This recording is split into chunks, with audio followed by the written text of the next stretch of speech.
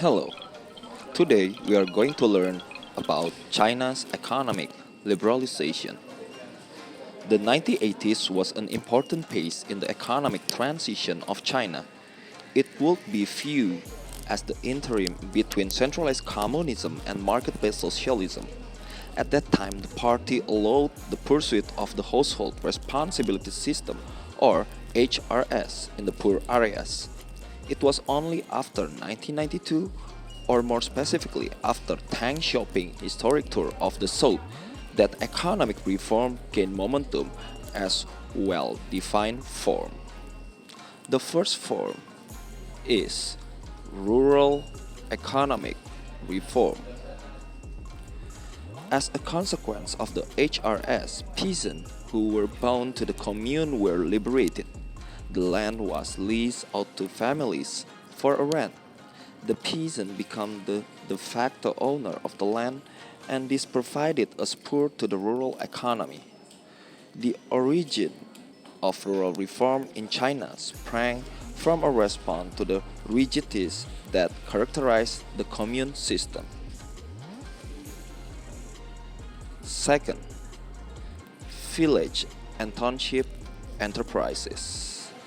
Another aspect of rural reform pertained to the setting up of village and township enterprises during the early 1980s.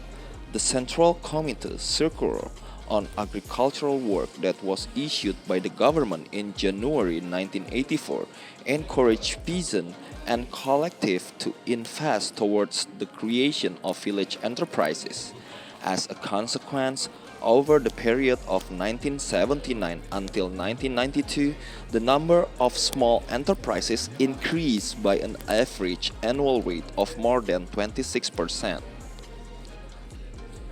Third, fiscal reform. Fiscal reform that began in 1980 was also an integral facilitator of the centralization in China. The enactment of the fiscal contracting system entailed that the budgetary revenue would be divided or allocated between the central and local government. The implication of fiscal decentralization was far-reaching because it enabled provincial government and lower level of administration in China to have a decisive role in the development of their respective regions. This meant a wider range of responsibility in the ambit of providing education, health, housing, and local infrastructure. Over 1978 until 83, total rural industrial output nearly doubled. Fourth, state-owned enterprises. State-owned enterprises in China stood at the commanding height of its industrial production.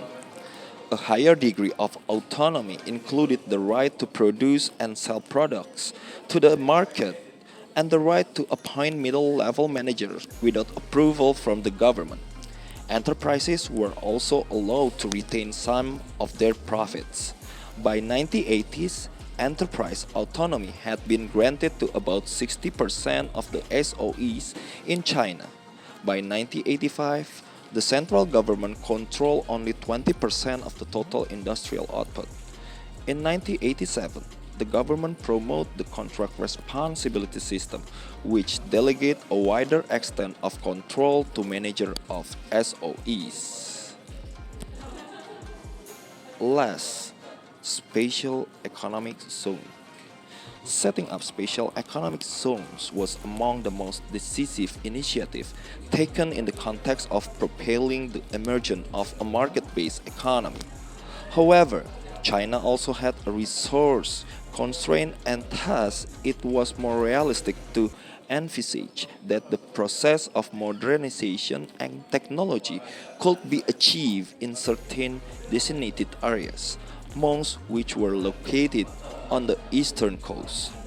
The economic zone attracted inflow of investment, the bulk of which come from Hong Kong and Taiwan.